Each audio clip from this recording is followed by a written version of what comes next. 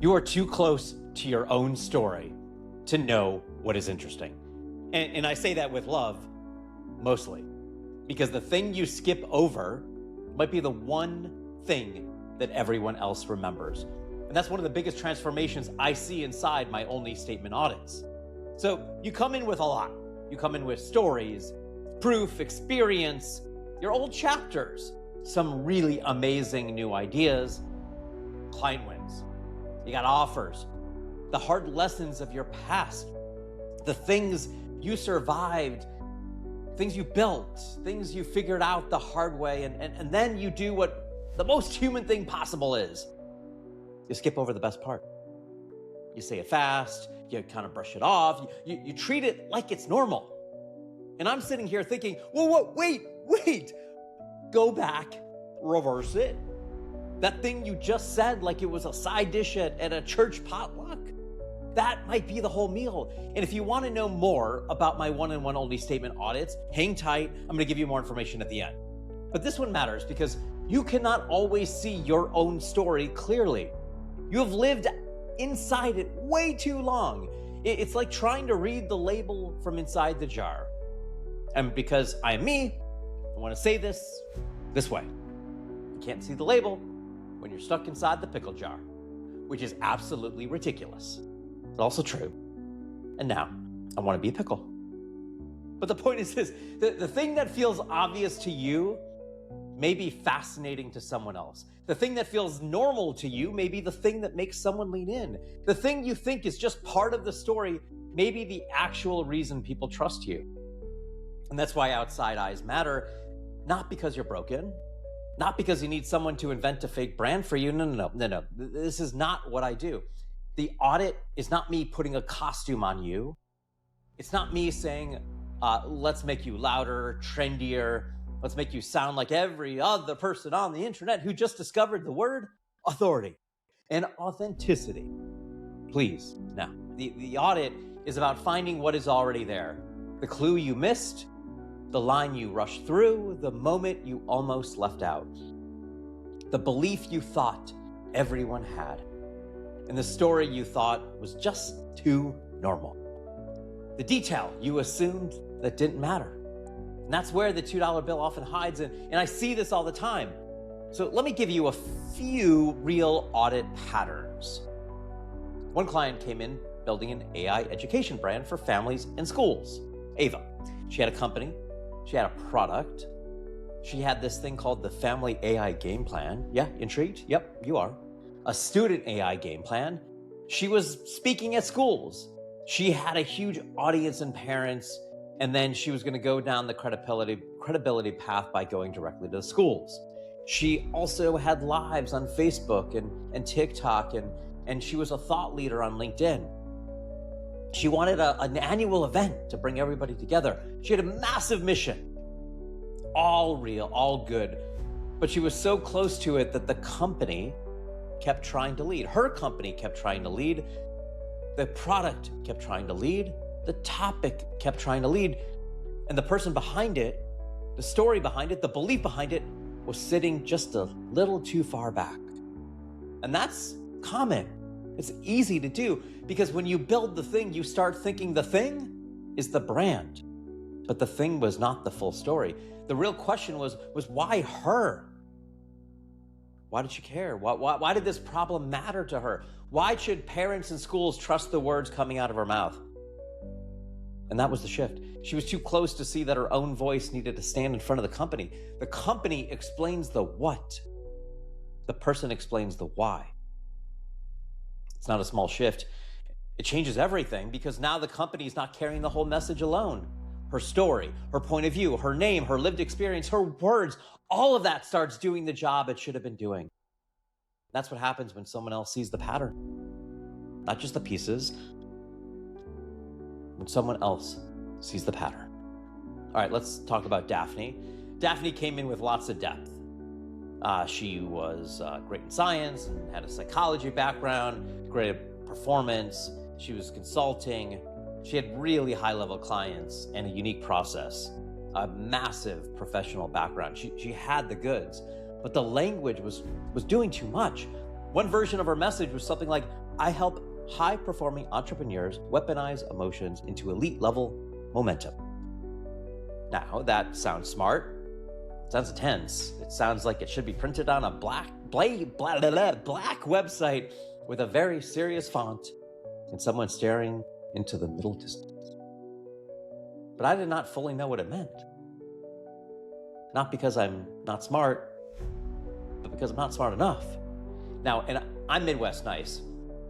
So while this is being delivered, I nodded, I smiled, and I'd say, that's interesting. Which, by the way, is adult code for I have no idea what just happened, but I'm going to exit this conversation politely. I'm going to back up. But that shift was not that Daphne lacked value. The shift was that she was way too close to her own world. The words made sense to her. Of course, because she lived in the language. She knew the science behind it, the process, the nuance. But the audience does not start with the nuance. The audience starts with this. Do I get it? Can I repeat it? Do I know if this is for me? So the audit helped pull the language down into something people could grab. I help ambitious entrepreneurs flip their worst emotions into their biggest wins. Now I get it. Now I can repeat it. Now I know who it's for. Now the word flip opens a conversation. And here's the key. The depth did not disappear. The science did not disappear. Neither did the credentials or the nuance. We just stopped making the audience carry all of it in the first sentence.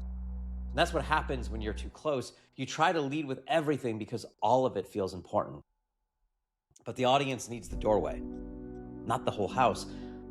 And another thing happened in that same audit. She had all the professional proof, but then this detail came up.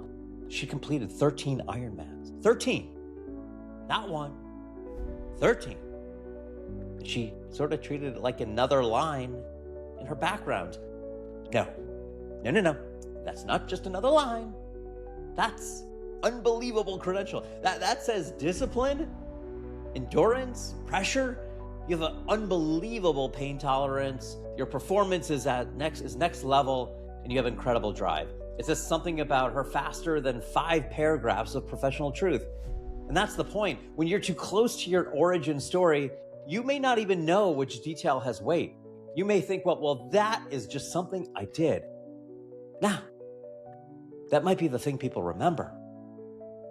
You may think that that's not really related to my business. Well, maybe it is. You may think I don't want to make a big deal out of that, and maybe you should, because your audience is listening for different things than you are. You're listening for what sounds official. You're listening for what sounds human. You're listening for what proves you. And they're listening for what helps them trust you. You are listening for what belongs on the resume. They are listening for what they can repeat to someone else. That's a very different filter. And that's why you cannot always audit your own story. You're way too close to it. And this happened to me. It still does. For a long time, I thought my TV credits were the whole thing, right? The shows that I produced, the networks I worked for, the rooms I was in, the amount of years I was in this business, all the development I did, the pitches, the long nights in the edit bays, my resume, all of that matters. It really does. But when I started building my own brand, people did not respond just to the credits. They responded to my stories. The $2 bill, my grandmother, the idea that she gave me $2 bills to hand out because they were impossible to ignore and impossible to forget. That became the whole symbol. They responded to me being a midlife entrepreneur trying to figure it out. They responded to the fact that I'm still in entertainment, still building, still learning, still saying, okay, how do I make this work? They responded to being a volunteer firefighter, which on paper does not belong next to television development. But in real life, it says something. It says service, community, courage, being willing to walk into a room other people avoid. That matters. And I did not always know how all of those things connected because I was inside the pickle jar. Again, ridiculous image, but it was still true. That's why I care so much about the audit, because the audit gives your story a second set of eyes. Not random eyes, not my cousin has thoughts eyes, not someone in a mastermind that said maybe start a podcast eyes. Now, helpful sometimes. Well, I'm talking about story eyes, producer eyes, the eyes that have spent more than 20 years listening for this. What's the hook? What's the lead? What's the moment? What's the thing someone would repeat? What do you just say that you thought was no big deal? What did you skip over? Where did your voice change? Where did you pause? Where did you laugh? Where did you get emotional? Where did you rush? Where did you say this probably doesn't matter, but, oh, it probably matters. That phrase is a blinking neon sign. This probably doesn't matter, but stop, go back. And that's often where the gold is. And I know gold is kind of a fancy metaphor, so let's make it more me, because that's where the pickle is hiding. Okay, no, that was just way too much. I'm sorry, but you get it. That's where the good stuff is. And once we find it, we don't just say, that was interesting. No, it's not enough. Because what does interesting not do? Doesn't pay the bills, doesn't fix your bio, doesn't write your content, doesn't make the offer clear, does not tell you what to do Monday. So I take the thing and give it a job. Does it lead? Does it support? Does it become proof? Is it part of your origin story? Is it a content pillar? The first sentence that you tell people? Is it the hook? Does it belong in your keynote? What about your LinkedIn headline? What about your podcast pitch? Maybe you have a sales page. What about a recurring brand signal? That's the work that we do. Because a story without direction is just a story. But a story with direction becomes positioning. Same with detail, same with a phrase, same with a chapter from your past. If it has no job, it's just sitting there. But when it has a job, now it can move people. And that's where many of you get stuck. You've lived too much, you know too much, you've got too many stories, too many wins, too many lessons, too many possible directions, so everything starts to feel equal. When everything feels equal, nothing leads. You start saying things like, I don't know if this matters, and I'm not sure if this is relevant, this might be too personal, this is probably a tangent, I do not know if people care about this. And sometimes, yes, it's a tangent. Sometimes the story really does need to stay in the drawer. Not every story gets a microphone, but sometimes the thing you call a tangent is actually the doorway. That's why the audit works. It helps separate noise from support, maybe proof. Is this a side story? What about, maybe we talk about that later. That's the thing. When you can see that, everything gets easier. Not easy, easier. Your bio gets easier, your content, your pitch gets easier, your intro, your offer, that next move you have to make gets just a little bit easier. Because now you're not staring at a giant pile of your own life going, what do I do with all of this? You have direction, language, you have a lead, you have the thing you are too close to see. That's the transformation. I do not know what part of my story matters. That's the before to, oh, that's the part people need to hear. That's a big deal. Because once you see it, you cannot unsee it. And that's why this turns into a deliverable after the audit.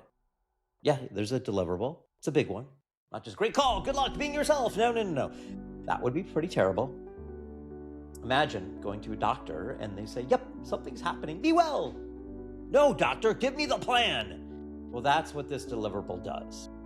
You get lots of things, including your only statement and variations of that only statement, your brand thread, key stories, your ideal client language, content direction, language that you can post into the platforms, your next moves, what to say, what to stop saying.